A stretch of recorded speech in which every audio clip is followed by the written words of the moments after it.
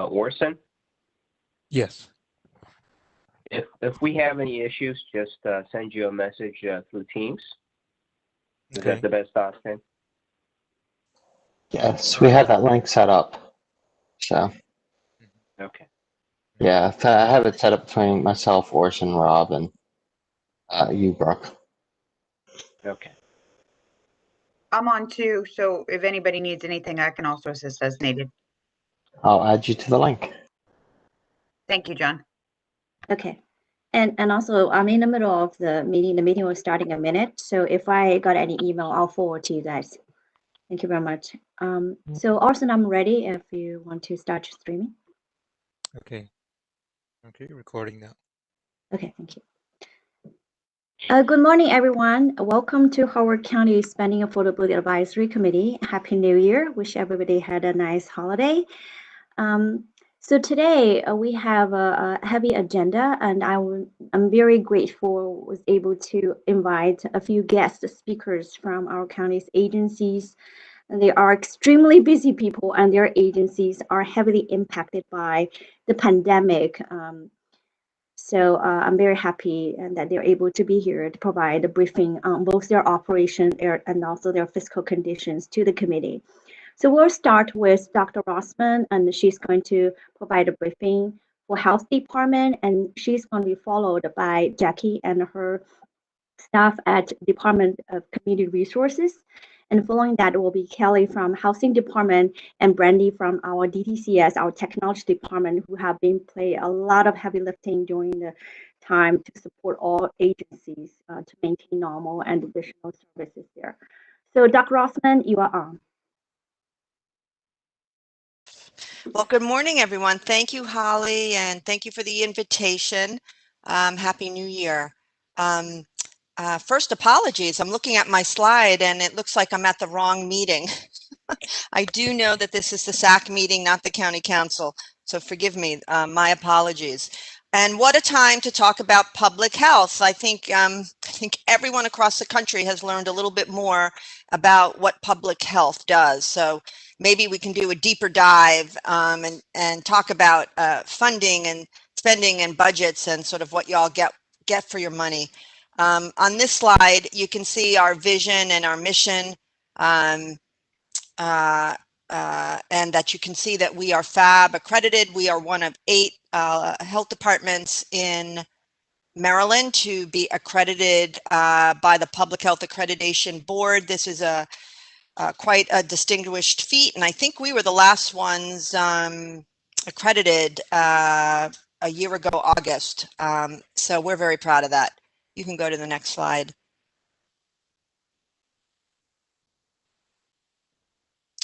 So again, a little bit, what do health departments do?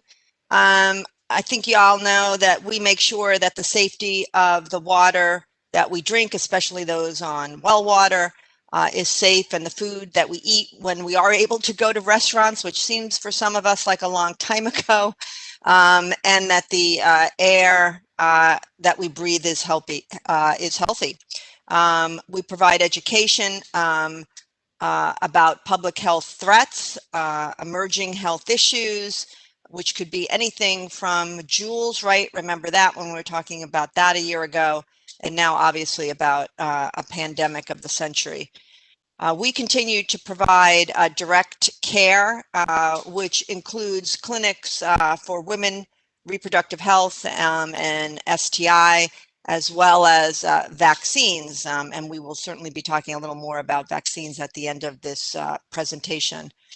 We strive to improve access to health care because we are not primary health care. We believe that everyone should have access to quality, affordable health care.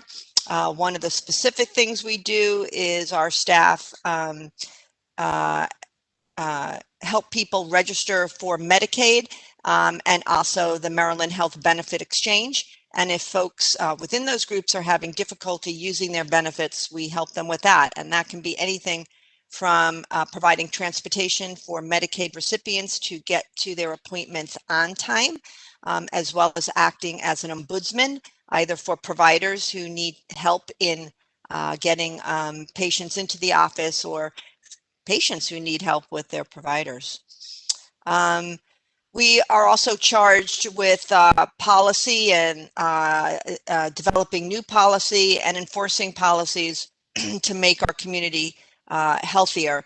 And again, that can be anything from a Clean Indoor Air Act, right? No smoking inside, to now enforcing policies like wearing facial coverings when in certain areas. And last, but certainly not least, responding to health emergencies. And those can be a variety of different things, again, like the pandemic. I think I showed this last slide, but this is a CDC representation of what is called the core functions of public health. And if you wanted to go deeper into that, we could. Those are the things that every day we are responsible for, both from an individual level and a system level. We can go to the next slide. Again, public health, everything is local, like a lot of things. You have to know your population and who you're serving and other considerations. These are just basic. You can see in Maryland, we're considered a medium-sized county. We're fairly diverse, relatively low compared to other jurisdictions. Medicaid recipients, that has to do with our employment and income. You can see we have less than 4% uninsured. We have a high population of young people who go to our public schools. We have a growing aging population, 5% poverty, and something here, 25% ALICE.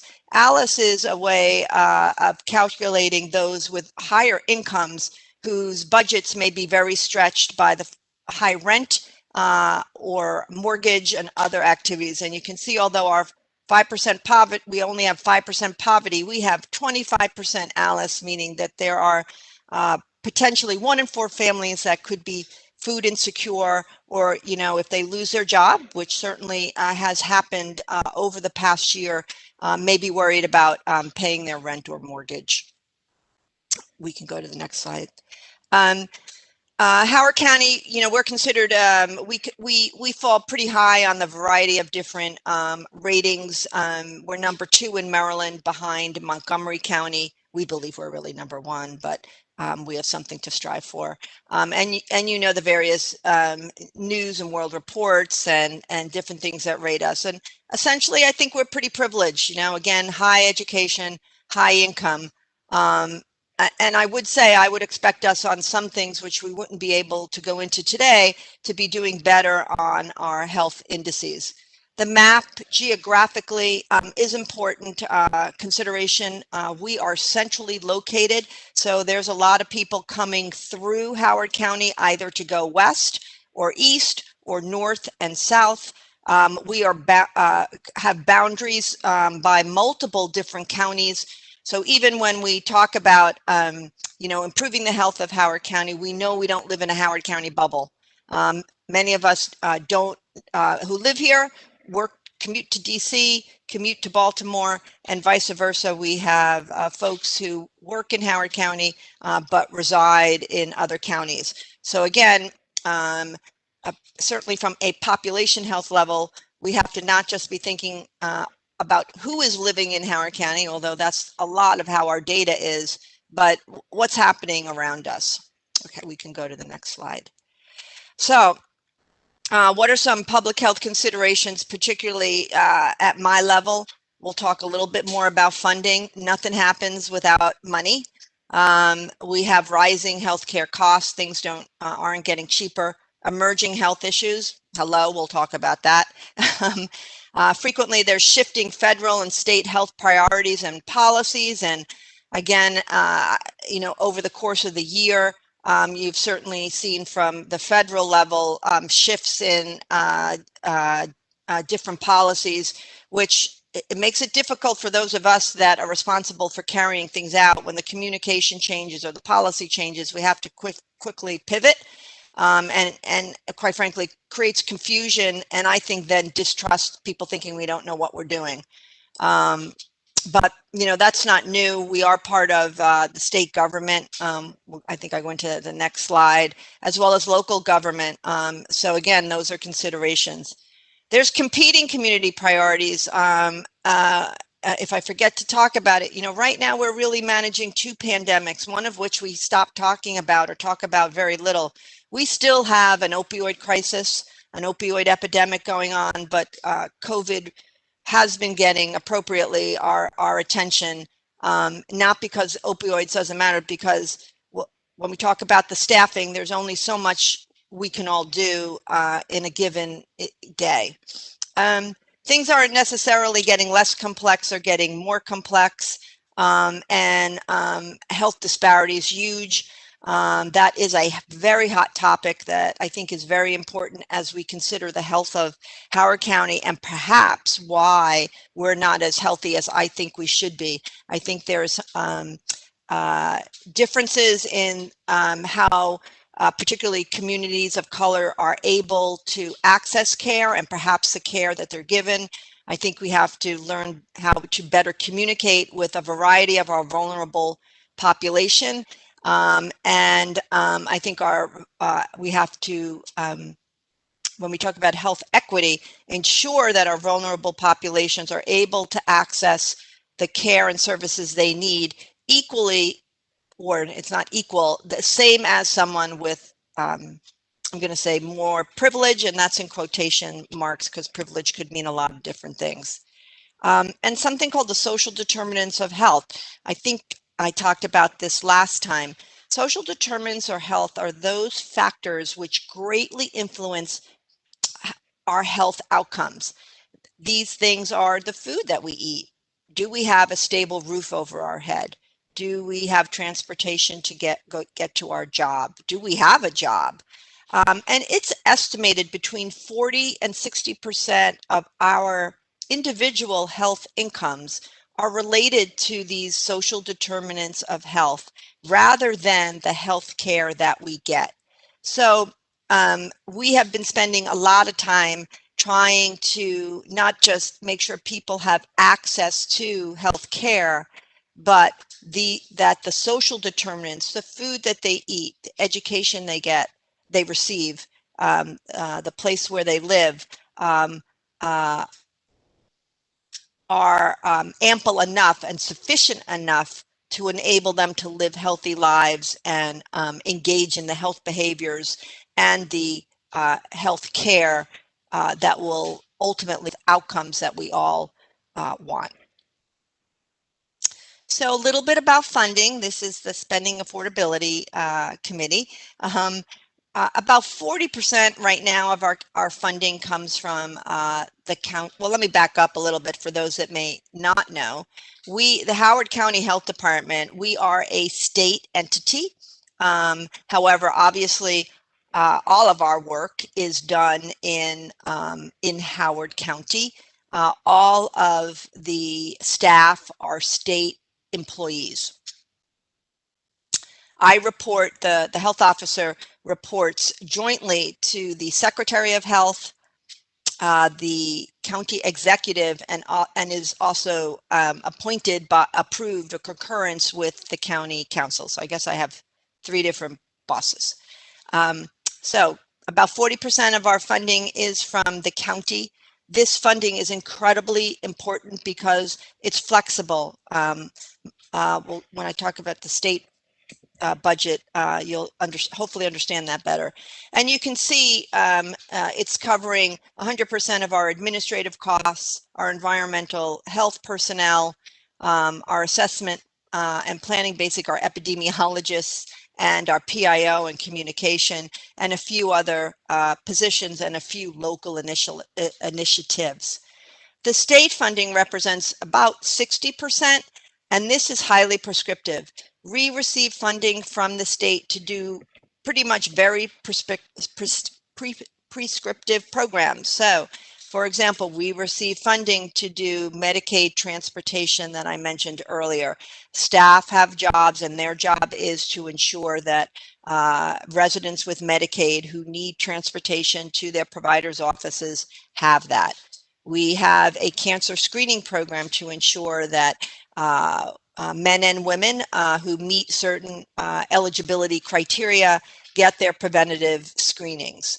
And we have our WIC program, who ensures that families, women, and young children have access to healthy food and education about eating healthy. These, the funding from the state, we cannot say, well, we need in Howard County less Medicaid transportation, and we're going to use that funding for our opioid. We're not able to do that. So again, it's very prescriptive, and the reporting goes to the state. So when something local, again, because a lot of things are local, right? We really rely on the county funding. And you can see all of our administrative costs, our environmental health, who are going out inspecting restaurants, sewers, septics, clean water, all funded by the county.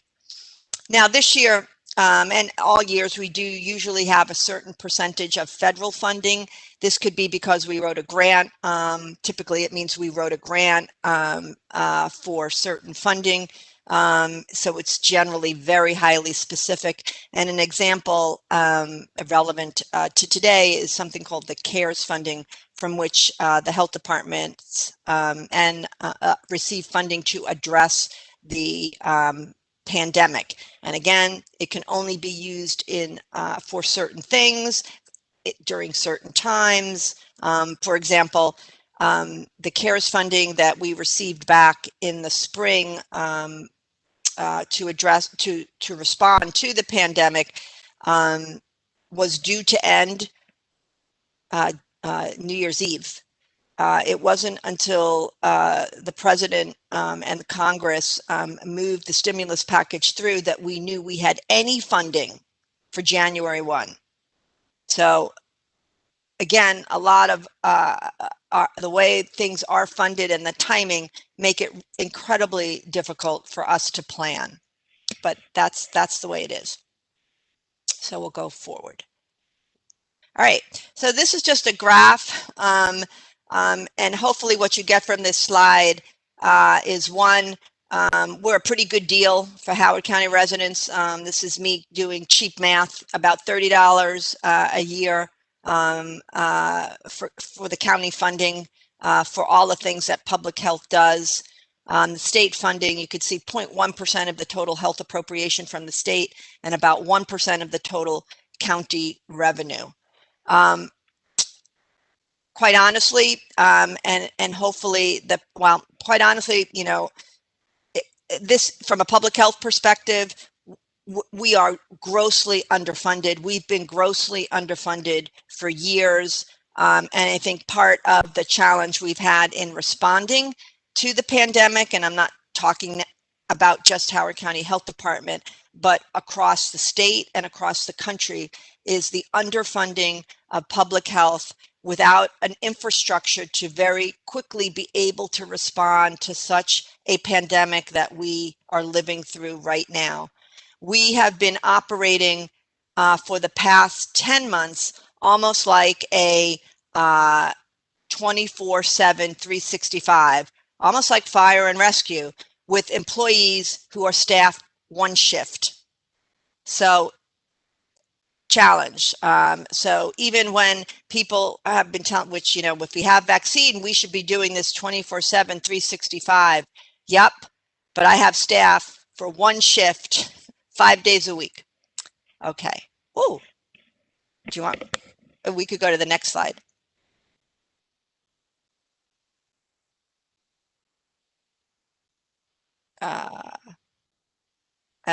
This is just over time that you can see the state funding has gone up over time, and county funding has remained fairly stable.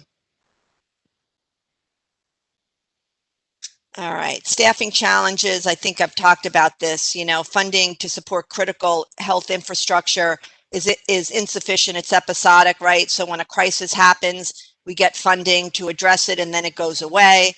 Really hard to plan and be responsible for something like that when you get dropped money per crisis. That most recently, that's how the opioid crisis, once it became a certain point, it was decided to give us money, and then it goes away.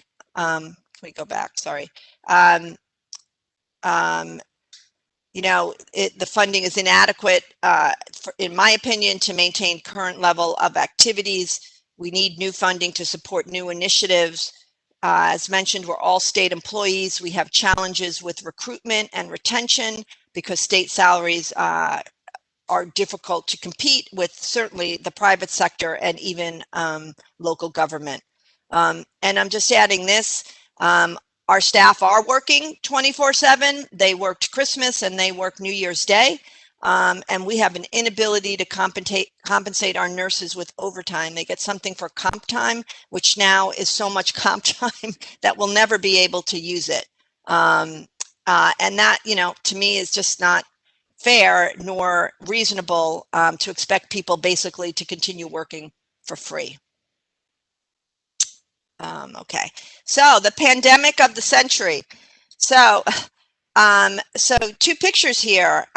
So we began in the spring with testing. I think we remember we didn't have sufficient testing, and over time testing ramped up. Howard County Health Department operated a testing site at the vehicle emissions off Broken Lamb Parkway. And December 23rd, we received our first doses of the Moderna COVID-19 vaccine. That's our package that was delivered. It's the size of like a butter, a pound of butter. And that is our hope, because the only way out of this pandemic, in my opinion, is the vaccination of all of us. We can go to the next slide. So what happened over the past year? And this is just to describe from at least Howard County Health Department, all of us needed to adapt pretty much on a dime. We closed our doors and became a remote public health entity and remote workforce. We deployed anything from telemedicine to virtual WIC visits, so moms could continue to get the food that they need for their babies. We're used to in-person, right? And we all switched to WebEx. Thank you, Brandy and her team, that enabled us to be able to pretty much all go virtual. Online education classes, enrollment portals for both Medicaid and our Maryland Health Benefit Exchange. We use smartphones so that we could be communicating with our public as well as each other. We formed new partnerships, or we reestablished or grew partnerships in order to be able to do the things that we're doing. We became much more intimate with our nursing homes and long-term care, especially since they were so impacted and continue to be impacted by the pandemic. And testing. This is all new activity for the health department. And again, we initially were in this by ourselves, but we were able to develop public-private partnerships with our urgent care centers and other sites to expand testing. And you can see that's me initially in my my office at home, but we've now returned, like many of us, to hybrid work. And I do want to say that there were certainly activities in the health department that could not be done remotely. For instance, reproductive health visits, birth certificates, death certificates, and all of those continued throughout. There was no suspension of activity at any time. So the COVID response, what you're seeing here, these 7 bullets are all new activities that have occurred over the past 10 months. So data management and surveillance. On March 15th, Howard County had their first case of COVID. Fast forward to where we are now, and we have over 10,000 cases. So our, Excel spreadsheet with one person has become the Uber spreadsheet. in order to be able to analyze our data and also report. And our contact tracing and case investigation, obviously much larger. So our epidemiologists are way busy. We hired one, and we're looking to hire another just to keep up with the mega data. Communication, key in any kind of emergency. So again, growing our public information office and in order to communicate the ever-changing information. Staff have heard me repeatedly say the only constant in COVID is change. Case investigation and contact, I talked a little bit about that. In this point, yeah, we work with the state in contacting every case and then trying to determine who their contacts are in order to get folks into quarantine and isolation to reduce transmission. Right now in Howard County and throughout Maryland, transmission is so high that I'm going to I don't want to say contact tracing is useless, but it's really difficult when community spread is so wide, because it's quite frankly just out there. But we continue to work on that, and hopefully our numbers will begin to decrease in February. PPE management, that's our personal protective equipment. Remember back in the spring, things like surgical masks, gowns, and even gloves, and we heard about N95s were in short supply. We've now become essentially a warehouse of PPE and have sufficient supply, and are helping our providers who for some reason are unable to get it on their own to ensure that they have the safety equipment they need to continue carrying out their services. Testing, again, started out really slow in Maryland. We didn't have sufficient supplies. We deployed staff to the vehicle emissions, and we're doing that for several months until our community providers ramped up. And when the VEEP sites were closed and returned to doing emissions testing, we elected not to get into the business of testing. But we have some newer, easier testing kits available, and we will probably resume some specific testing in the near future. Enforcement, our environmental health staff have been responsible now, and new activity for enforcing. We get complaints when folks at gyms are not wearing their masks, or when folks have gatherings that are too large, or restaurants are seating too many people. We go out when we have a complaint and investigate. And vaccination, I think y'all know we're well on our way, or we've just started. This is week 1. We've just ended week 1 of vaccination, and we've vaccinated a little over 2,500 of our first responders and licensed healthcare providers. You can go to the next one, thanks. And this is our new normal, and representing on the top, we're still coming into the office. These are folks who are TB folks, infectious disease. That's sort of an old normal, who have now converted to other things. Our picture of our testing site, our vaccine. This is one room of PPE and sort of the contact tracing that's going on. So beyond COVID-19, again, right now, pretty much, we are very much prioritizing the response to COVID-19. That's not because these things listed here are not important. They are crucial to the health of our community, but quite frankly, we do not have the staffing nor the infrastructure really to be managing everything all at once. And that is difficult for all of us. It's difficult for me. It's difficult for the staff, because we really do not want to forget about one problem because of the current issue. But again, that's where we are right now. We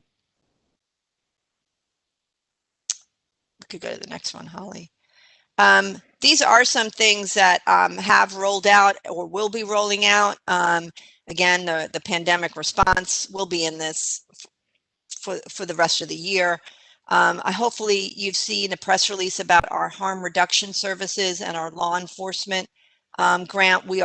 This is providing services to our residents who are using in the hopes of providing them with what's called harm reduction services that will eventually lead them into recovery.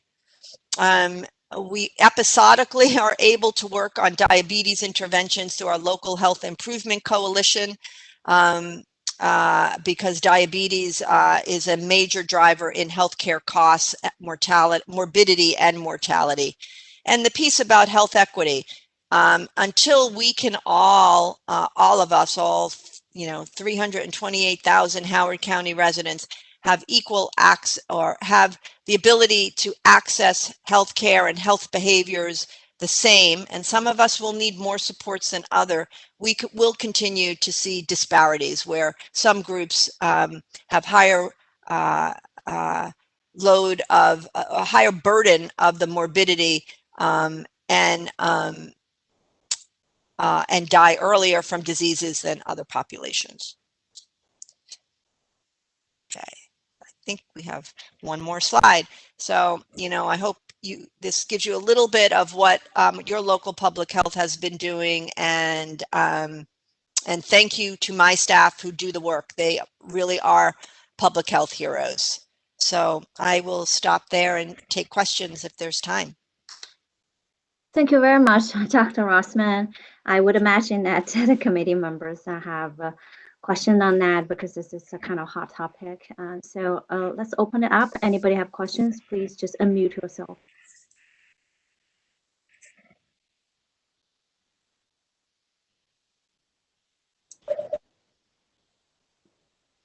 This is Steve point out. Thanks for everything that you and your team are doing. As you look into fiscal year 22, you mentioned a number of things where your team is short on not just funding but time and the ability to kind of scale up. Are there things that we're going to need to do in fiscal year 2022 to prepare us for kind of a different normal, and how we'll be able to respond to these types of challenges? Thank you, Steve. That's a great question. So right now, again, how we're able to ramp up testing and vaccination is relying on the federal, I call it crisis funding. I assume that might go away, will not be available in FY22. Using this funding, we have hired contractual staff. Let's see, it was initially 50. I assume we're going to be hiring another 50 in order to meet the demands of vaccination. When that funding goes away, that staffing goes away. And we will go back to sort of our usual funding scenario, which again, if it remains the way it is, in my opinion, it is really insufficient to meet the current public health needs of our community in a non pandemic session. We don't fund fire when a fire is happening in our community. We fund them so that they can respond when a fire is happening, but that is not how we fund public health in this country.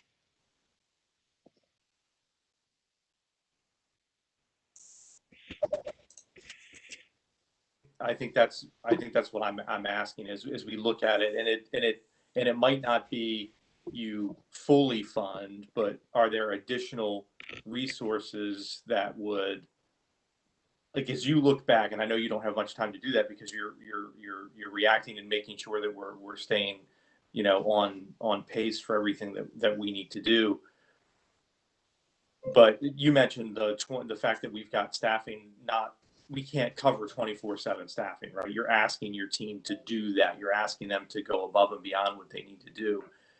Is that because you've said it, we've historically underfunded that? Has it been requested, and and people are like, yeah, we don't need it, so we're not going to do it. Is there a model that would be better for us as a community that, we can't get to the point where we're all the way there, after, because there will be a period of time, everybody will be like, yeah, we have to do this, we have to do this, we have to do this, and then suddenly it'll become that thing again that, well, why are we doing this? And so is there, from a strategic standpoint, is there kind of that this is the base that we have to have to allow us to scale up and scale down, and we're not even there today. We weren't there pre-pandemic. We need to make sure that we don't go below this point post-pandemic. And I guess, are those the things that you're going to be asking for in fiscal year 2022 for a go forward basis? Hey, here's the temporary things we need, but you know what? We're going to need these permanent X number of people. We're going to need this permanent X number of funding, and this is just going to become the new norm for public health in Howard County. So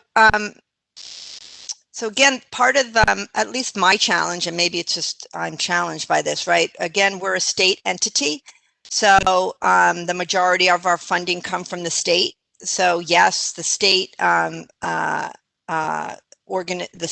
Maryland Department of Health has heard from all of the local health officers every year about what we deem inadequate funding for public health, and every year you could see we've had some increases, which is good. There are benchmarks of when relatively there was more funding for public health, and when state budgets were cut, we get cut similarly. So yes, we do advocate from the state, and we do advocate with our county partners. But like all agencies, we are frequently asked to cut our budget to meet the budget needs of both the state and county. This year, we've been held harmless from the county and not requested to cut our budget because of the pandemic. So I can certainly create dream budgets, and maybe I need to dream bigger and begin to ask more. But both from the state and from the county, it would be a big ask to do that. Some of the challenge too, just not to conflate issues, and certainly my state bosses have heard me say this many times. The issue with the overtime and comp really has to do with us being state employees and not allowing certain classifications to receive overtime, only comp time, and that's our nurses and higher level staff. So I've repeatedly asked, and as recent as Monday night again, asking if we could have a waiver to pay our particularly nurses and other COVID responders time and a half when they're working overtime rather than comp. It would cost the state nothing because we could use our federal funding, but because it's a policy issue, it hasn't been permissible. So, there's so many complex reasons, issues that go on in addition to just dollars, which we all know, right? Thank you for the explanation. And Holly, don't stare at me when I'm asking questions for people about their budgets and increasing them. My last piece for you, and because of, and it could be my interpretation as I've listened to things, are we, when the state makes adjustments or distributions,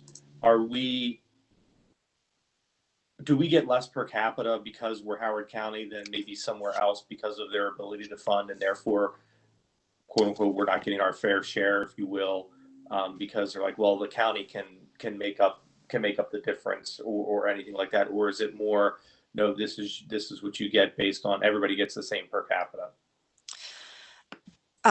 So it varies per funding we get from the state. There is something called core funding.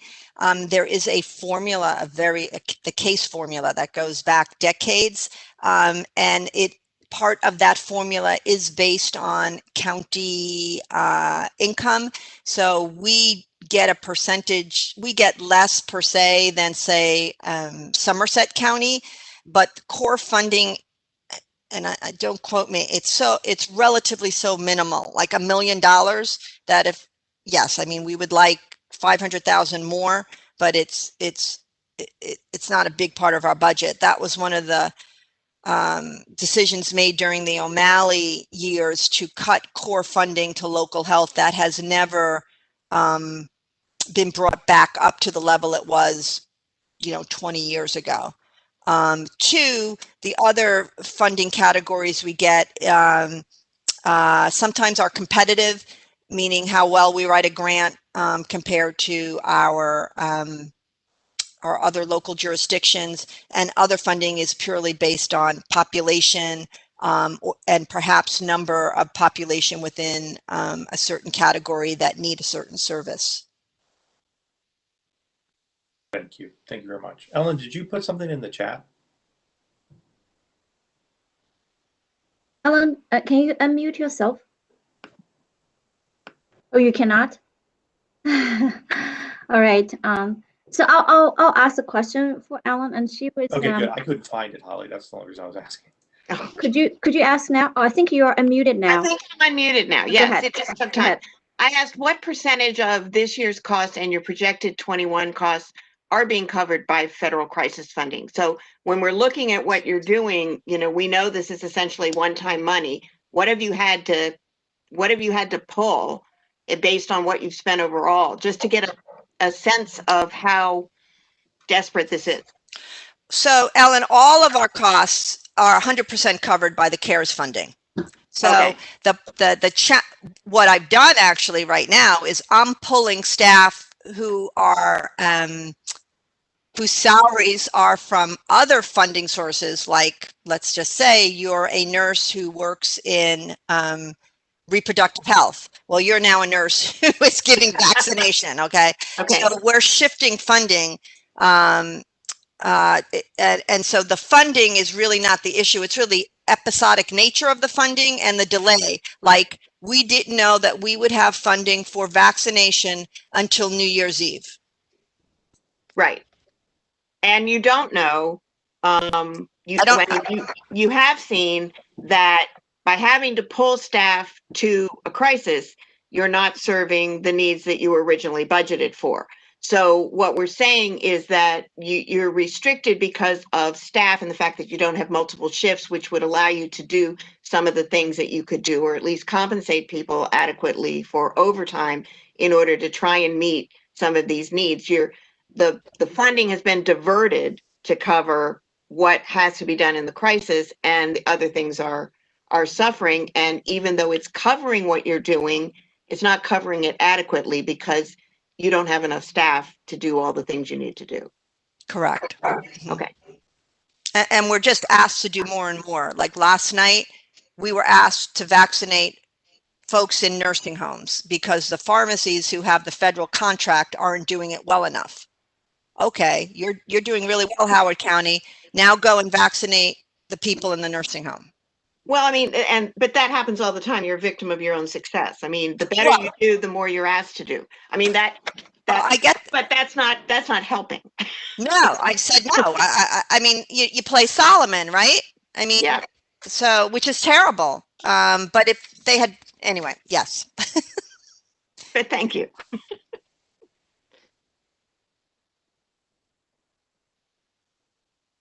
So, Dr. Rossman, one quick question. I know we're running out of time.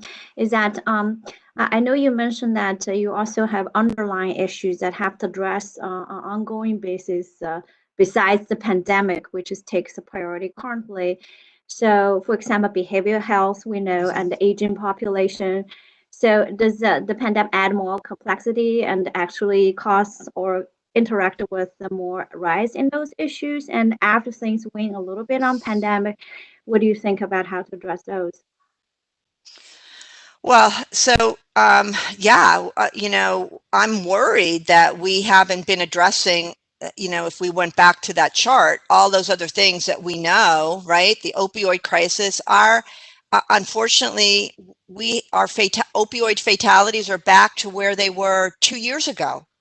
We did really well last year, but because of the pandemic, again, a lot of different factors about how people use the loneliness, deaths from despair. that we've seen those things rise. So I'm very worried that once we're through the pandemic, we've set ourselves back a couple of years with some of the successes we've had.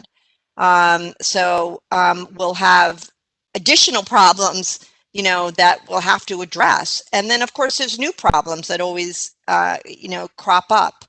The work just doesn't get done without paying people. I mean, right? We all know that. And the other, you know, piece is that as we have reliant more on data, which we should be, and evidence-based, local public health has to have the ability through surveillance to analyze our data, report our data, and we need to build up our epidemiology component as well. So, you know, the problems are there. We do the best we can. And I think the pandemic has just enabled me to have a relevant issue to sort of talk about public health from a broad sense and sort of the responsibilities of public health. And I'm talking both from a national and state. And by all means, I want to make sure that I am very fortunate to be the health officer within a county and with a county administration who supports us and our work. But sometimes I feel like, particularly now, we're on stilts and it's not a comfortable place to be.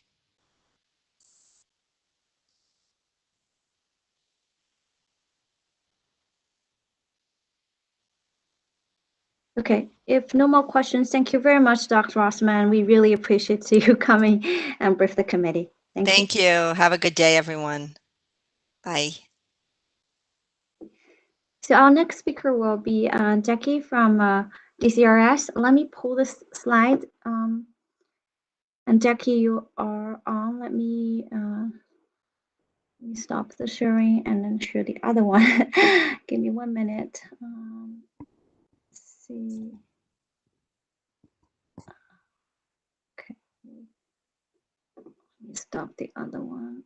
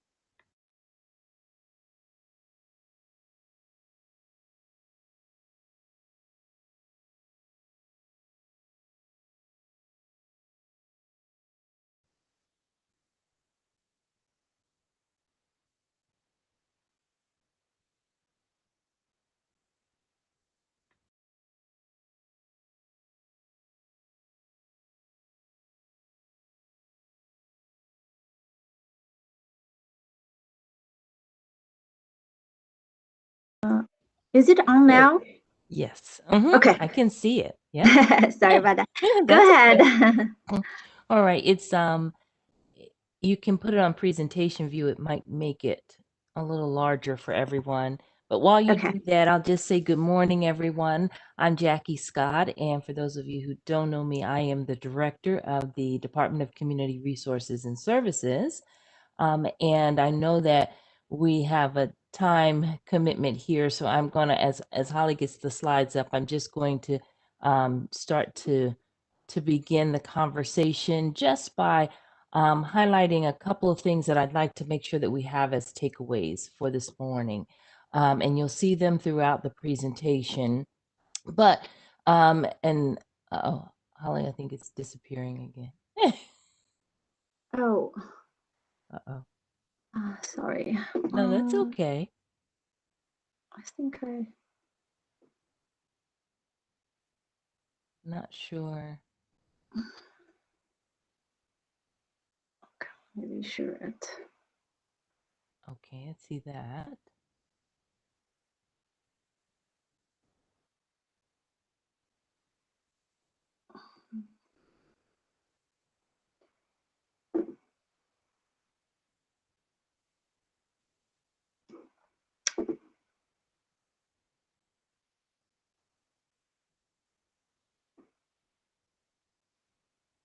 So Jackie, are you able to see it? I can see it, but it's in it's not the broad presentation view. Others may also be Okay, able to see it. let me try one more time. So it is, the slides are on the side, and then I just want to make sure everyone can actually see Can you see the now? slides clearly. It's a different view, so I'm just not sure what. Can you see it now? It's the, I can the- see it, but it's not the presentation view. Is it now? Actually, yeah, it just turned to the presentation view. And maybe a delay, Jackie, before you can see it, but I see the presentation view now. Okay. And it's on slide 1. Title slide? Yes. I think the challenge is also that you're Okay. showing it to us in presenter, like you're in presenter mode, which we're seeing the slides that would come next, and if you had any notes. So I think it's probably also because you're on dual screen. Sometimes this happens on WebEx when you're working with 2 screens and you have the present. Yeah, I think that's what happens. So I was able to move from another screen here. So are you guys able to see it now in full screen? No, No. we're still seeing it in No. presenter mode. You may have to actually take it off. There should be a way, I think, remove the presenter mode and just print it and just show it as a, Okay. You can turn presenter mode off by clicking the ellipse, those little 3 dots. Okay, let me try that.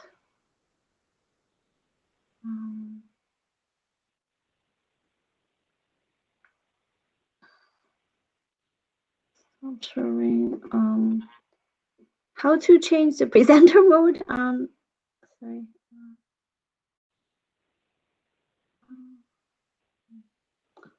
Holly, do you want one of us to try to present? Yeah, do any of you, can any of you come to the share folder and pull the slides?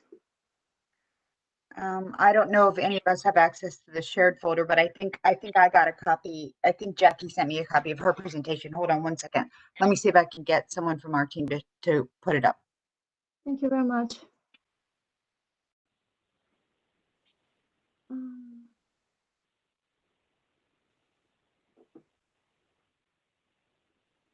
Sorry about that, guys. That's okay. I think it was It's works before. technology. It's technology. Brandy, I will also, let me detach it and just see if I can get it to you. Make sure you have. Meanwhile, let me save I'll it as just go PDF. in. Maybe that will work. And I'll just save it go as in. PDF.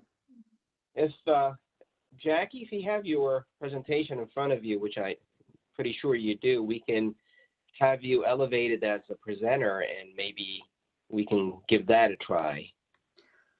I just turned it into PDF file. I think that should work now. Let me try that. All right. Whichever one you prefer. Let me. Okay.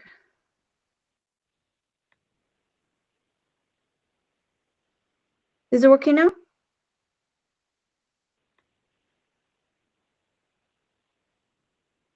Let's see. I think, well, I can see it. I don't know if others. Yeah.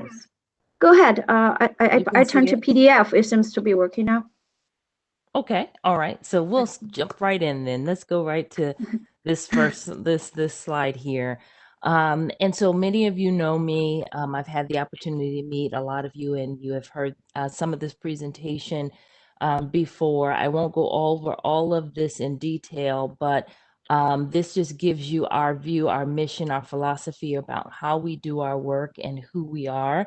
What I want to be able to stress to you, and Holly, you can go to the next slide. I'll try to make up a little bit of time here for everybody, is that the Department of Community Resources and Services is the county's human service agency.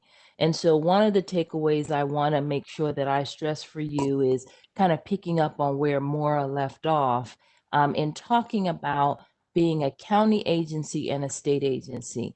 We work very closely with our sister agency, which is the Department of Social Services. They are the state agency working within the county. And we are the county's human service agency, provided in terms of our funding, which you will see and we'll talk about. We are majority county funding, and so we're going to talk a little bit about that. But what I want to talk about in terms of that distinction as we go through this and ask you to think about is that you will see that many of the restrictions that are placed on the state agency in terms of who we serve, how we serve them, what kinds of parameters are needed to serve them, are not on us as a county agency. And so in many ways that is a blessing, but also with that blessing comes additional responsibility and in some ways challenges, because we are often meeting the need where the state stops and where the sort of gulf between our agencies are, we wind up stepping in. And so how do we do that? Well, we have 9 offices under our directorate here in the Department of Community Resources and Services. These are those 9 offices listed here. We serve everyone across the lifespan, from our very youngest to our older adult population, and those most vulnerable in between, those who are victims and survivors of human trafficking prevention, those who are living with disabilities in our community, those who are under-resourced and living in poverty. So we serve everyone. Next slide. So what I'd like to highlight here on this slide, many people ask us, well, what do you do and how do you do it? And, what are your primary roles and responsibilities as a human service agency? Well, I start off by telling people that we're in the people business. We serve people daily. And so we are responsible for a broad range of activities and responsibilities. I'd like to highlight for you that we have a significant policy and planning role in the county. We are often the ones who are kind of I talk about it as being the watchman on the wall. We are looking at trends. We are at multiple tables across the county. So then we're often a convener. We're looking at how do we close gaps, even if we don't deliver or provide that service. How do we make sure that it is getting provided, and how are we tackling those areas for people who need us? We are also, as many of you know, significantly involved in emergency management and emergency preparedness. We have the responsibility for mass care and sheltering and donations management. So whether or not we are responding to 2 floods, whether or not it is a snowstorm, a tornado, a man-made or emergency disaster like a fire or an explosion, or a pandemic, we are called to respond.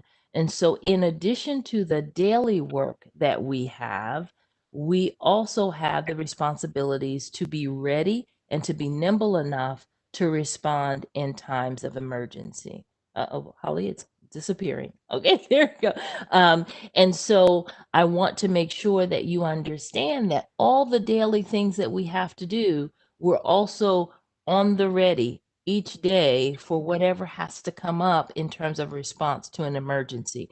We use our external buildings, our 50+ centers, and our loan closet and our multi-service center in Laurel as external places at which, if we need to mobilize a shelter or care for people in the community, those buildings are what we use to do that.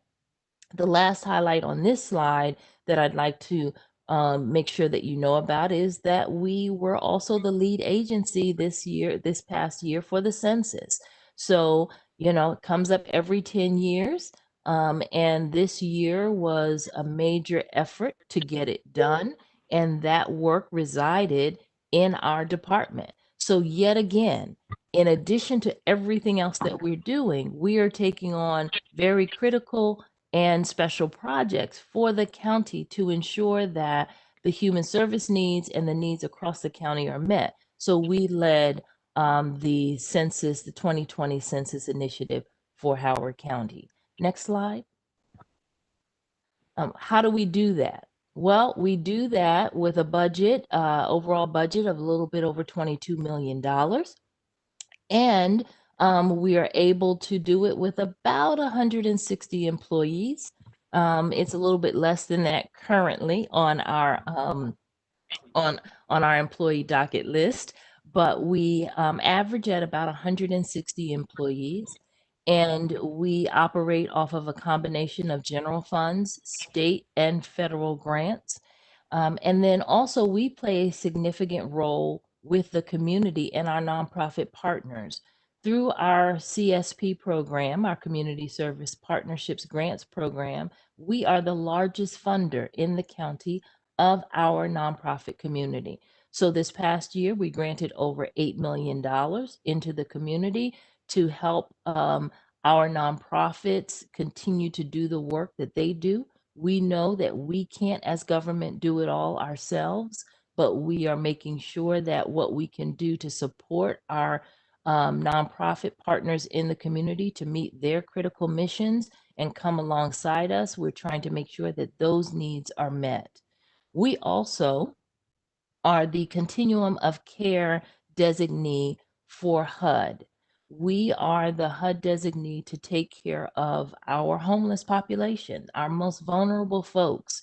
And so our homeless prevention money comes through federal and state grants, for which we then pass through a grant program to our nonprofit partners to try to make sure that those populations are cared for.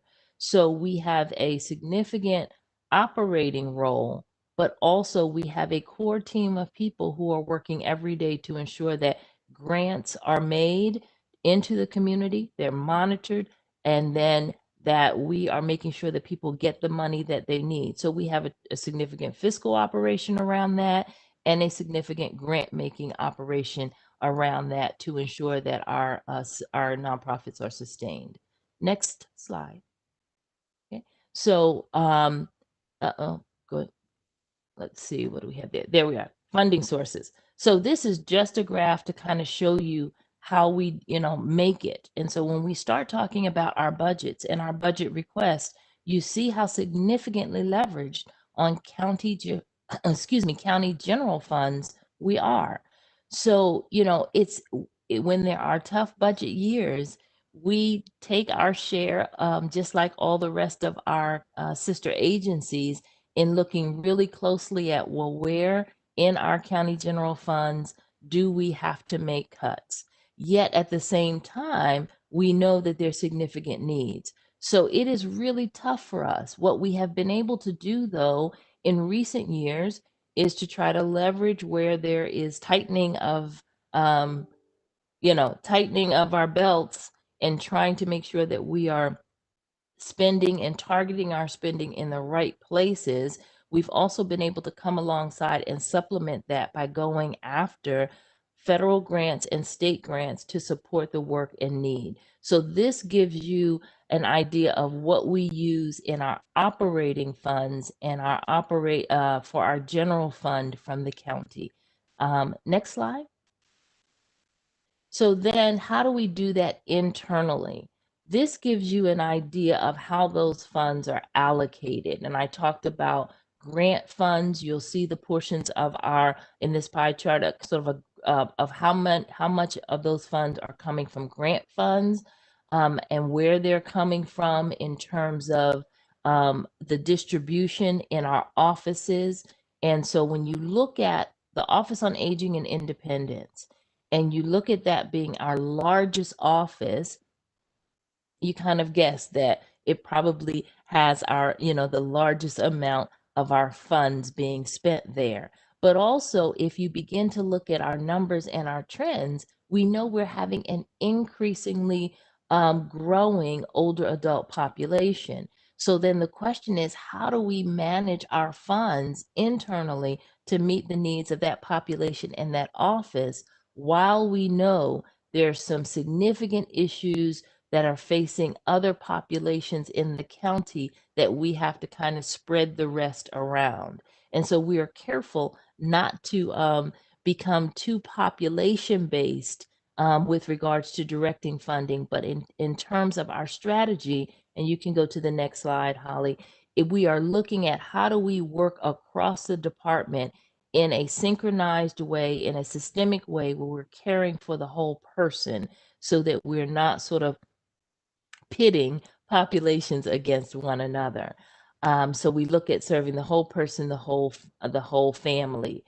So this gives you an idea of our expenses by fund type. Again, something that we can spend some more time on if you'd like. But what I want to stress here is that if you look at the amount of general funds that we have, and then you look at the top piece of the green, which is our chargebacks, our budget is not very flexible. We are over 80% people. We are in the people business. We serve people and we need people to do that work. And so we don't have a lot of flexibility. And so we don't buy a lot of extra things when we're asked to make cuts, when we're asked to think about how to do things in a more austere way.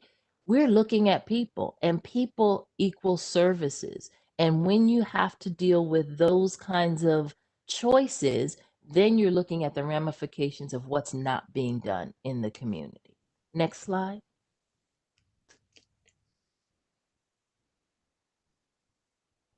So I want to, I know many people are interested in, what we've been doing during COVID.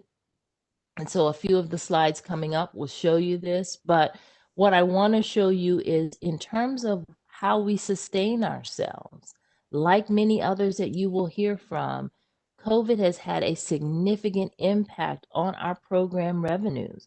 We have lost lost steady revenue since the pandemic began, with significant drops over the last few months. This hits us particularly in the Office on Aging and Independence and the Office of Children and Families, because those two offices generate a great deal of revenue and they play critical roles in the community. So when you walk into our 50 plus centers, when people are paying for health and wellness or membership classes, when they're coming for services, that revenue generation from the community goes back into those programs, supporting programs and staff, and making sure that people who cannot pay are able to still receive those services. Likewise, over in our Office of Children and Families, we have a significant role in training our child care providers. That revenue stream helps support us provide the services to sustain the child care programs within the communities, to make sure the support for those folks are there, and to make sure that we have the licensing and training necessary, that is required by the state, happening here in our county. So that office handles all of that. We were not doing those things during the pandemic. We are now doing them online. We had to be nimble and change course. And so we began to do those. But as you can imagine, childcare providers are just trying to keep their businesses going. And so working with them to try to make sure that they have the training and supports that they need kind of impacts our program revenues in that area, because we're not having classes for which we are charging them for. Next slide. So this gives you just an idea, an overview of what we are granting into the community to try to continue to fill the gaps for our nonprofit community. Another community that is being hit very, very hard.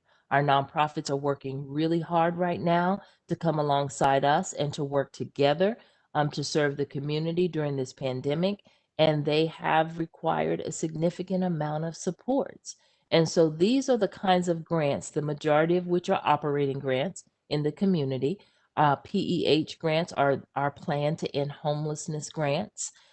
We have one-time grants that go into the community and supplemental funds that work together to kind of go into the community to help people with one-time needs within their organization or to close significant gaps like client assistance needs, to help people with utility assistance, rental assistance, those kinds of things, and then to provide some organizational support for an organization that might indeed find themselves needing services to create change management or to have things like, if I'm trying to think about one or two of the grants, strategic planning and organizational development to secure and stabilize their organizations. We work with them to help them support those efforts so that they can keep their nonprofits running.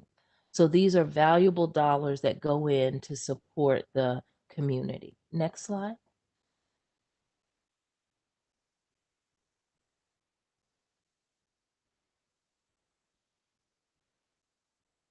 It's not changing. I don't know what's next.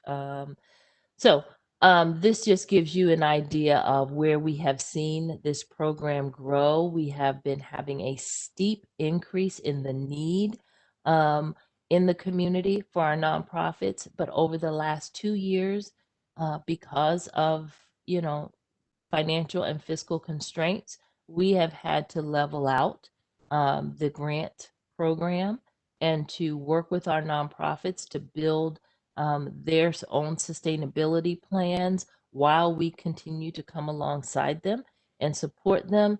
But we just could not, at the rate of increase that we were seeing and the rate of annual growth in the amounts that were being requested, there was just no way we could sustain them. And it was honestly just not a healthy relationship, in that if you are over leveraged on one particular funder, and you're finding yourself 60% or more leveraged on county dollars, if anything happens and we can't meet that kind of commitment, what happens to that organization? And so those were the conversations we began a couple years ago with our nonprofit community, and have begun to work on how we are re-envisioning the CSP program and how we are working with them to find ways at which they can support their work and their efforts. Next slide. So this just, and I won't go, I know we're tight on time, so I won't spend a lot of time on our census. We have this material available for you, but we worked really hard in our community to make sure that our census was a success, and we garnered a lot of partnerships and a lot of community energy. Next slide. And so some of the outcomes are listed on this next slide. We ranked the highest in the state for our internet responses, and the second highest in the state for our overall census completion. That is huge. And then from across the country, we ranked 31st. And so it was a significant lift, a significant effort, led by my deputy, Stephanie Adibe, and a core team within the department, and lots of community partners. So of the 59 total census tracts, 55 of them met or exceeded that 2010 self-response rate. This is critical for what we begin to talk about in terms of needs around our redistricting efforts, when we start to talk about allocations of dollars from the state and the feds to meet the increasing needs of populations. And I have a slide in here coming up next that'll show you a little bit about that. So that will help us understand how we are moving our work and transitioning it to target on the most and the greatest needs in the community. Next slide. So I won't spend a lot of time. Some of you who were with me last year in this meeting saw this slide, a similar, we tweaked the numbers a little bit, but I'm showing this because the demographics and the relationship to the census and our programming are critical. We know that we have an increased Spanish-speaking population. We know that we have a large Korean-speaking population and Hindi and related languages. So what does this mean for us for service provision? What does it mean for how we do our work? What do we need in terms of technology, materials, translation, skill sets in people who we are hiring to do the work? Similarly, so we look at the Howard County demographics around age. We've already talked about, you know, a older population and the increase in percentages of those who are 50 plus in our community. So we are constantly trying to shift and be able to be responsive to the needs of these populations and to draw in funding and programming that is culturally responsive and allows us to make sure that we are serving people in a culturally sensitive manner has been an important part of our work as we move towards measuring our equity outcomes within the community. Next slide. So Dr. Rossman talked about this briefly, but I just want to make sure that I share it also. So while DSS is really and plays an important state role with us, and we work side by side with them, a lot of their work, most of their work, is income driven and focused on the federal poverty line. You know, you have to make you know, you have to be at a certain level of poverty to get their resources. And while we have a lot of people in the county who need those services, what we're finding is here in Howard County, those who are asset limited, income constrained, working every day, those folks are, that population is growing. And so when you talk about what is our role is to pick up there and to cover those who are coming through the door, regardless of their income requirements, and to be able to serve them. And when we know that 23% of the households living in this county are ALICE, we know that these numbers are growing. And so we're working every day to try to figure out, how do we meet people where they are? Next slide. So this is why it's important. 22% of the households in Howard County earn less than $60,000. Yet you can't walk into DSS making $60,000 and get their services. And if you think about the gap between that $60,000 and our median income of over $100,000, there are a lot of people who are living on the edge here in Howard County. They are doing their best to survive and become self-sufficient. Some are living in generational crises, whether or not it's poverty, whether or not it's because they're living with a disability. Some are finding themselves in situational circumstances. Next slide. You know, they found themselves, you know, because of a loss of a job, because of an illness, because of, unfortunately, a death in the family, or becoming widowed. And now in the age of COVID, you know, extenuating circumstances around health bills, healthcare needs, and housing needs, and just basic self-sufficiency around food. This slide tells you, though, what that breakdown looks like around race and ethnicity. So as you begin to think about who has been disproportionately affected by not being able to be economically self-sufficient in our county, these kinds of data should worry you. Who are we leaving behind?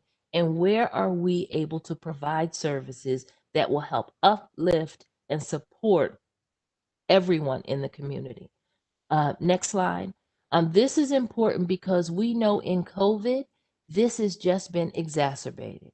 We know that COVID has disproportionately impacted Black and Hispanic families and residents across the country, but also here in this county. We know that those living with disabilities have been disproportionately impacted.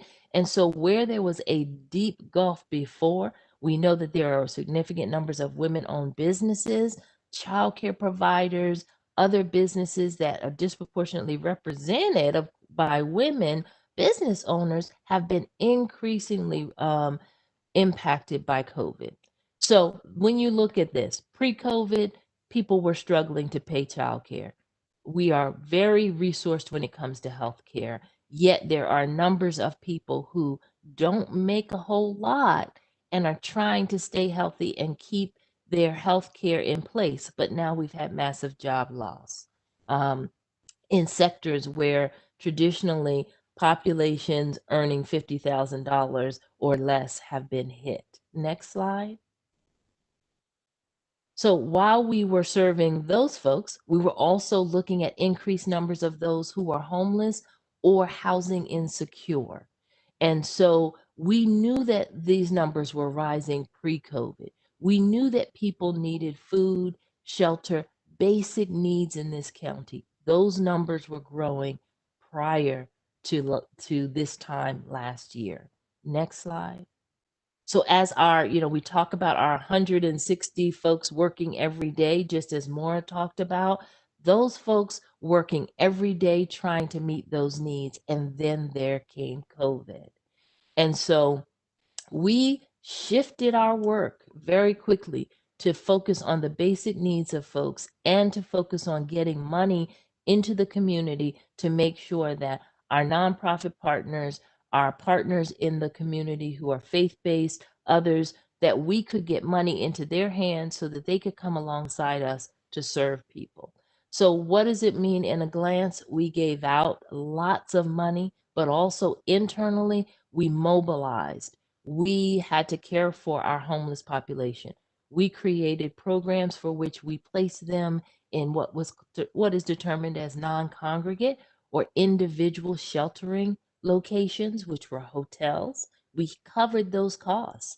And so those over 5,000 shelter nights that you see help to maintain the safety and the well-being of our homeless populations in hotels since the beginning of COVID, in addition to providing meals for them. We've provided over 10,000 meals to over 4,000 families through our Office of the Local Children's Board. These are regular meal distributions to families who would not necessarily qualify in other areas to get those dollars. And then we're providing academic and social emotional support to make sure that we are closing and making sure that, we're working to close the achievement gap, but we know who suffers the most in times like this. So we are again responding. That first slide that talked about policy and programs and responses.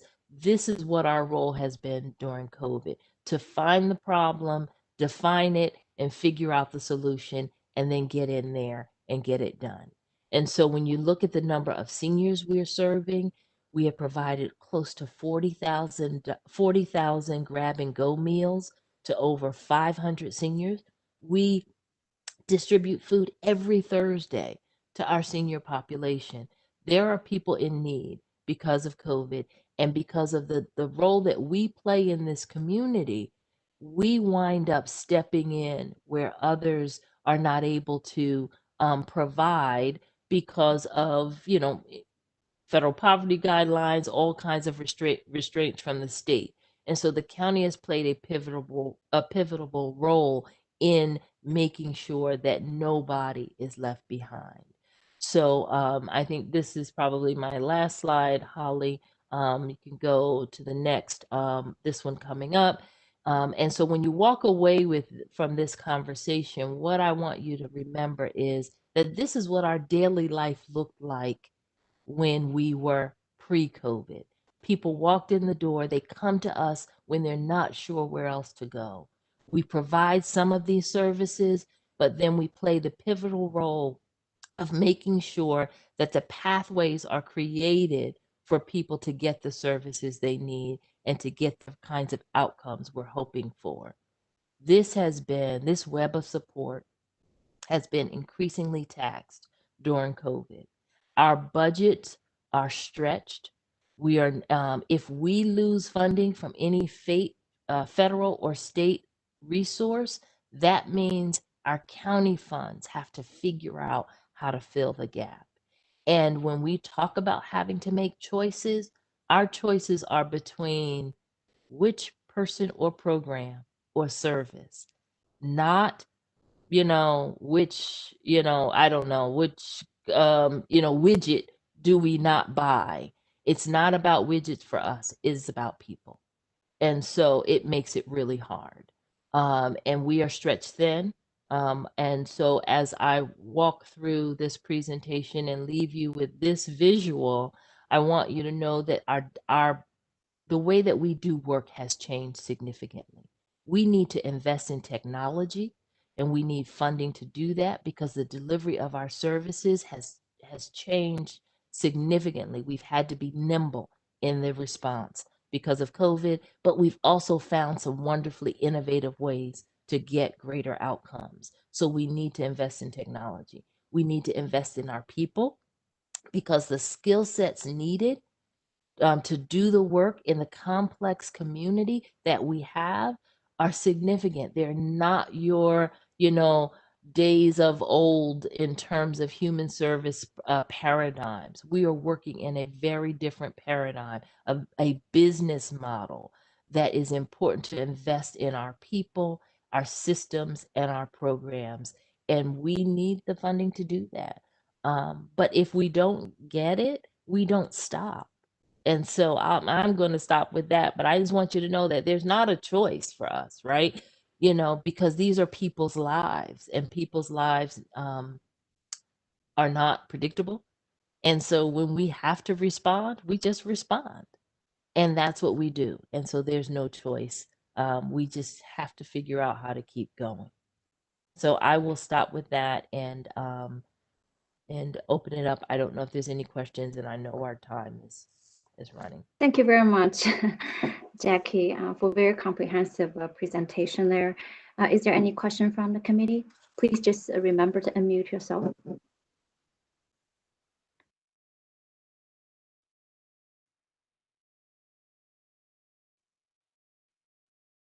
So we'll see whether. Oh, Barbara? Yeah, can you hear me? Yes, go ahead.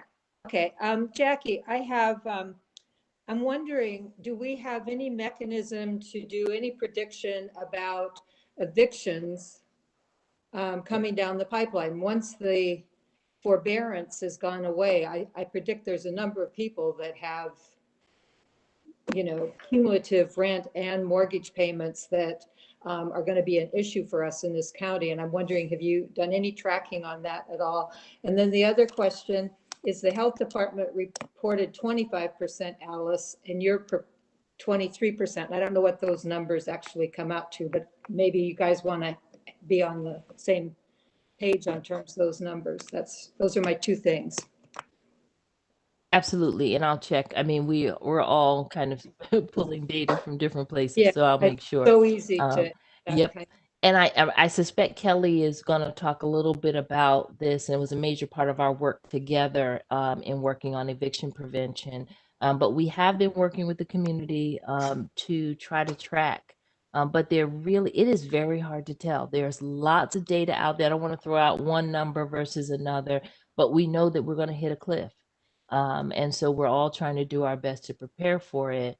But we are up against, unlike other counties, our rents and our gaps within what people can afford and where they're stretched, and rent burden is a lot. Are we in touch with apartment managers or anything like that that could give us some indication of what they're carrying on their books? I mean, I don't know quite how to tackle the problem, but.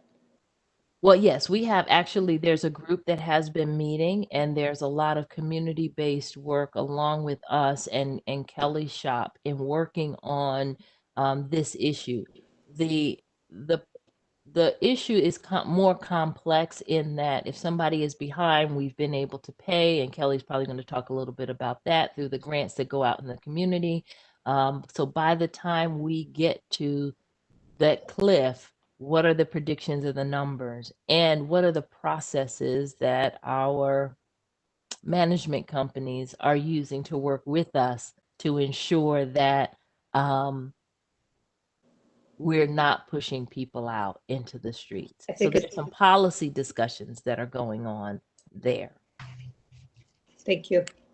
Yeah, I think Kelly will be our next speaker after we finish on DCRS, and she's from our health department. And she's the head of our health housing department, and she's going to provide more details. And Barbara, after her presentation, if we have remaining question, we can discuss on that.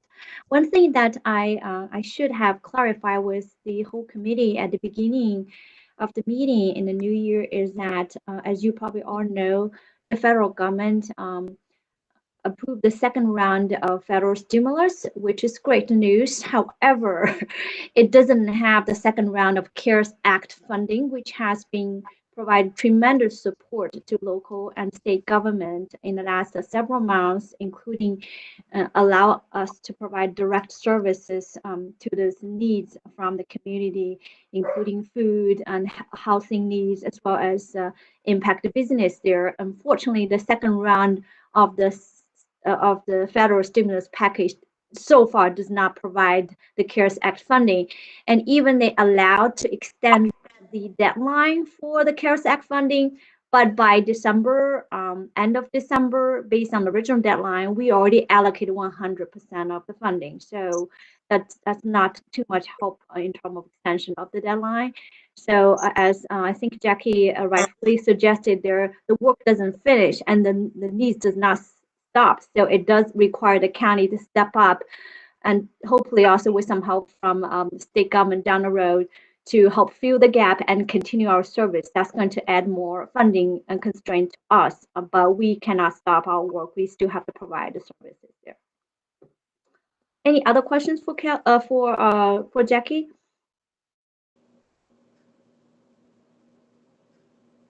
All right, thank you so much, Jackie. I really appreciate. I know you and your staff have been working around the clock, just like health department and some other departments there in the front line. So really appreciate you spend time with the committee. Thank you. Thank you. So Kelly, you're the next. Let me pull this slides, and I think this time I know how to do it. So I should be hopefully get this quick. So just 1 minute. Let me pull the housing.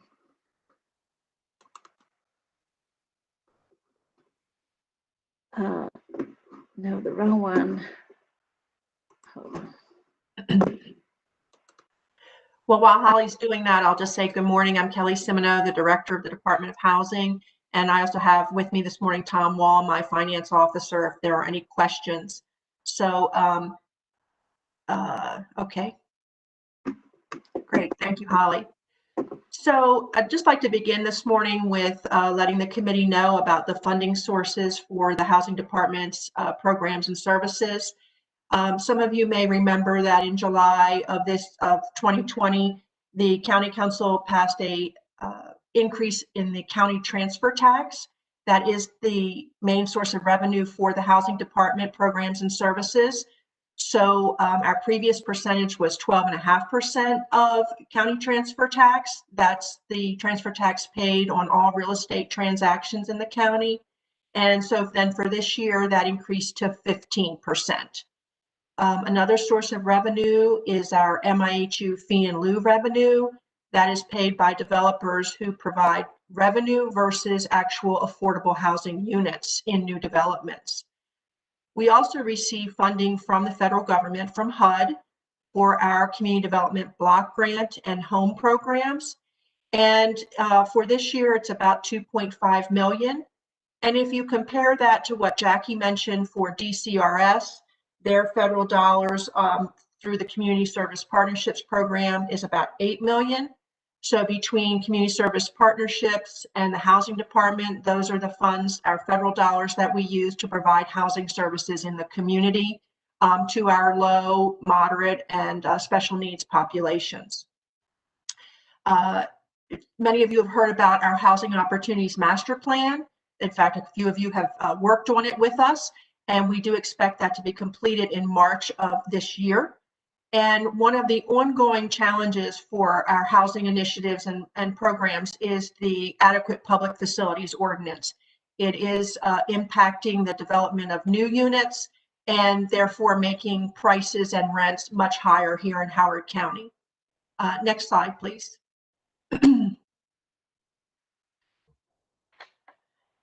So two of the programs I just want to highlight for the committee is our settlement down payment loan program and workforce development loans, and our moderate income housing unit program. So the county executive is very interested in improving the rate of home ownership, increasing the rate of home ownership here in the county. And two of the ways that we do that is through our settlement down payment loan program and through our moderate income housing unit program. So this year, we so far have funded 32 new homeownership units, and we are putting additional efforts to increasing that program so that we can create even more in the upcoming years. And also our moderate income housing unit program has a homeownership component and a rental component. And right now we have about 678 units in the program that provide units at reduced rents. And we have so far created 303 homeownership units. And one of the things to note about moderate income housing units is they are perpetually affordable, means once they enter the program, they remain affordable in perpetuity. Next slide, please. As many of the previous presenters have talked about is our COVID relief. And what I wanted to point out here is, similarly to DCRS, we have relied very heavily on our nonprofit partners to use this funding that we have received from many different sources to get this money out into the community to help our residents who are struggling to pay rent because of COVID, because they've either lost their job or have medical illness or they're home caring for the children while the schools are virtual. So we have several different funding sources. We have the CARES Act, the Corona Relief Rental Assistance, the CARES Act. We have some funding from the state MD DHCD Housing Department, and we also have some county funding. And we've listed them in order of prioritization 1 to 5 in terms of what we're spending first due to deadlines. So when this is the funding that we currently know of and have applied for and or been awarded, we know that we have $7.4 million to allocate to keeping people housed in Howard County. Next slide, please.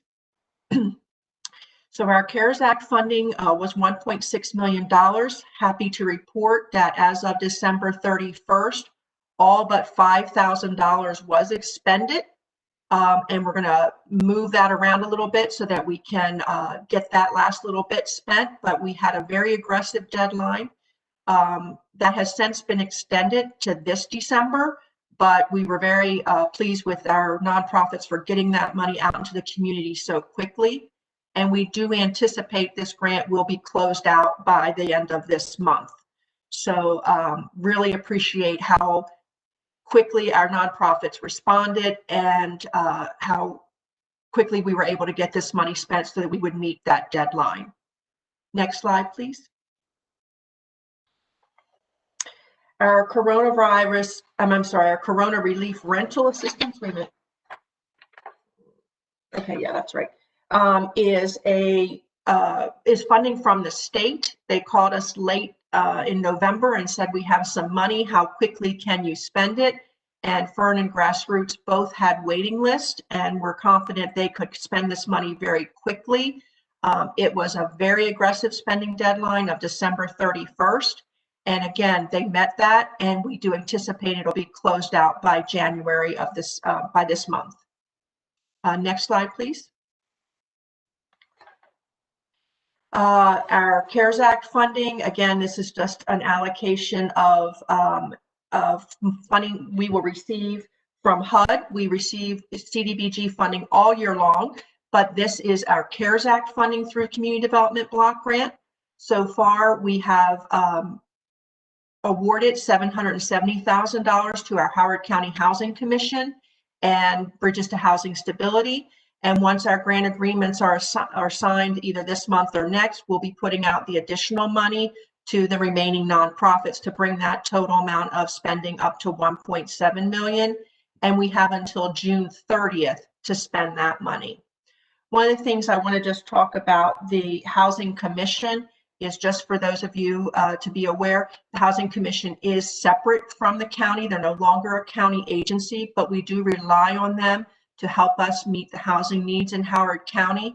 They are primarily responsible for the Housing Choice Voucher Program, which is a federal program to provide rental subsidies to low-income families, but they also develop, own, and manage over 2,000 affordable rental units here in Howard County. Next slide, please. We also are going to, applied for and received a grant of $2 million from the state. We will be awarding that money to the Community Action Council. The state asked us to limit the number of nonprofit partners for monitoring processes. And so the Community Action Council was the selected sub-grantee. And we also are working with the county administration on legislation to have $1 million of county funding allocated to rental and foreclosure prevention. And we had a $500,000 earmark that we have for the same processes, rental assistance and foreclosure prevention. So these are additional funds that will be making up part of that $7.4 million. Next slide, please. One of the things that a lot of the housing advocates and nonprofit partners help us to get data, and this goes, I believe, to Barbara's question, where is the need? Who are we helping? It's very helpful for us to know by zip code where are the areas that have been most impacted. So we hope that this chart is helpful to you. 21044, 21045 are Columbia, 21043 Ellicott City, 21075 Elk Ridge, and 20723, 20794 Laurel Savage. So we hope that this will help the committee understand where the majority of the need has been coming from for rental assistance. And so far, of the 1.6 million that has been expended, it's helped 398 households. That's over 1,000 persons. So we look at households and then we look at people in the households. And the average assistance per household has been $3,754 to help families get current on their rent. Some of the challenges that we've seen with COVID rent relief has been that this is 100% increase in the number of grants that our department has managed. We are a department of 10 employees. We normally manage 2 to 4 grants a year. We're now up over 8 grants. This is going to really increase staff time in monitoring, making sure that correct household limits were used for each grant, ensuring that there was no duplication of services, that residents didn't go from nonprofit to nonprofit and get 3 months or 6 months of rent from multiple nonprofits. It's going to be a really heavy lift in terms of monitoring this and ensuring that we met all the requirements of each of the grants, because each one had different income limits, different amounts of assistance that could be provided, and different requirements for how the money could be used. And also each grant had a different end date. So again, monitoring is going to be key for this, and data is very important.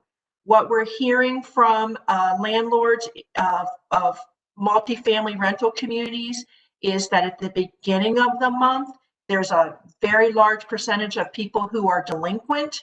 By the end of the month, they've either received assistance, or if they were unemployed, their unemployment has come in, or they have gone to some of our nonprofit partners and gotten this assistance. But still, they are seeing an increase where their normal normal delinquency rate might be 15%. They're well over 30% due to COVID. And next slide, please. So what I'd like to just want to share is contact information for myself and Tom Wall if anyone has questions about this. And at this time, I'll Last thing I want to say is the department does not receive any general funds. So our sources of revenue, again, transfer tax, fee in lieu revenue, and federal grants. So a little different than DCRS. So at this time, I'll take any questions. Thank you. Thank you, Kelly. Any questions from the committee?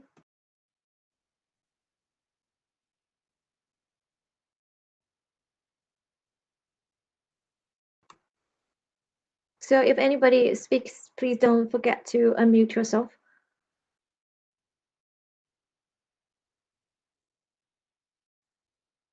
All right, if no questions, thank you so much, Kelly, again, for joining us this morning and to share the programs and service you provide. As you mentioned, that the housing department has a very small staff, but are doing a lot in this pandemic time, given the needs there.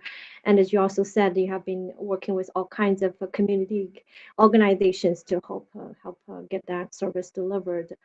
And two things. One is for additional clarification on the expenditure information incurred, because typically a lot of time when we get to the grants from federal or state government, our agency work very quickly with our partners to sign agreement and allocate the funding. So the allocation of funding usually goes very quickly. It may not all be recorded as expenditure at the same time, because those agencies or a third party and nonprofit organization, they work with individuals that receive the funding and later report the invoice and other documents to get reimbursement now. So that process, just because of financing process, takes time, but that doesn't mean that the cost was not already incurred. A lot of time the cost already incurred, the funding already allocated, but it's not necessarily shown as spent yet because the process itself takes time on that. But the service already provided and the funding actually already get allocated, just to clarify on that. Thank you very much again for our speakers today, and I have to apologize to DDCS and thanks Brandy and her staff for being patient. And unfortunately, we're running out of time today, so I invited her to come back on the 21st to continue our discussion with DTCS, our technology department, to make a presentation on the challenge they have been facing and have been addressing during the pandemic, and there are some ongoing needs down the road as well. And for housekeeping purpose there, I just want to let you know that next week we have no committee meetings here. Part of the reason is actually the superintendent's proposed budget was delayed to later this month because of the data availability for enrollment projection and also some other data needs there. So as a result, we're not going to have a meeting next week. On the 21st, the following week, we will have Community College and Library together with DTCS present their operation and operating budget needs, as well as a business panel that's going to be organized by EDA to talk about what's happening to our business community and what are some of the strategy or ongoing needs to keep our business community strong, and also for some long-term support there. So I want to thank everybody for coming today, and big thanks to our guest speakers today. Does anybody have one question? Have any questions? I want to pause for a minute.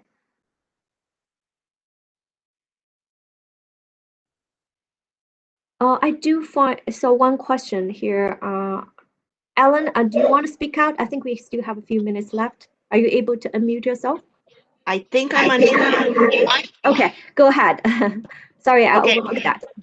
Well, one of the things I did is I sort of responded to Barbara's question about the 2018, about the difference in the numbers reported for Alice. Jackie's were 2018, and I believe, and that's where the more detail is available that she included in her statistics. Whereas I believe that Maura Rossman's were for 2020, which is just an overall number without the deep dive. And what concerns me is that 2020 is up like 2%, but since only employed people are included in the ALICE calculations, and we know that COVID has had a huge impact on employment, I believe that the numbers impacted actually belie those statistics. They should actually be higher. So I just wanted us to keep that in mind. Thank you, Ellen. I'm a data person. That's what I do. Thank you, Ellen.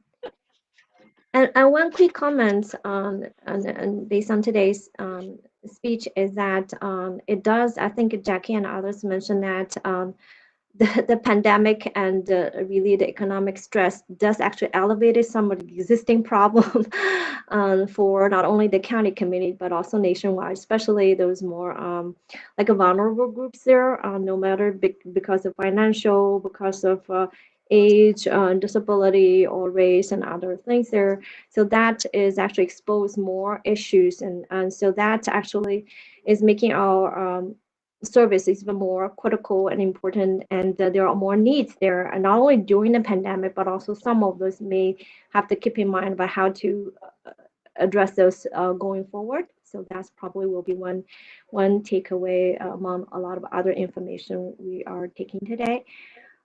So any other further discussion? And Holly, if I just can add to that, is part of what we're seeing is people who never imagined that they would be in need, you know, so because they've lost their business or they've been laid off or they've had an illness and now cannot work and sustain themselves. And so it's those numbers that I think Ellen is talking about, those numbers that we have not been able to really truly quantify yet.